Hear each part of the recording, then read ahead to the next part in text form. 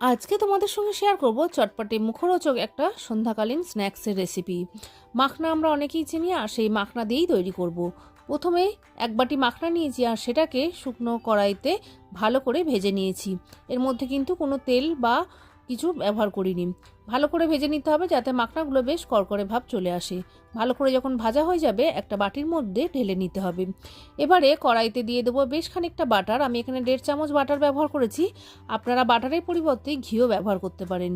এবারে এর মধ্যে দিয়ে দিয়েছি স্বাদ মতো নুন, হলুদ, একটু লঙ্কার গুঁড়ো ঝালঝাল ভাব আসার জন্য, আর চাট মশলা। এর মধ্যে কোনো যদি একটা অপছন্দ হয় বাদ দিতে পারেন। দিয়ে মশলাটাকে ভালো করে রেডি করে নিয়ে ভেজে রাখা মাখনাগুলোকে এর মধ্যে দিয়ে গ্যাসটাকে সিম করে 5 থেকে 7 মিনিট ধরে ভালো করে নাড়াচাড়া করে নিতে হবে, যাতে বাটারের ফ্লেভার আর মশলাগুলো খুব ভালোভাবে মাখনার সঙ্গে মিশে যায়। এবার কড়াই থেকে নামিয়ে ঠান্ডা করে নিয়ে পরিবেশন করতে হবে। চটপটা এই মুখরোচক মাখনা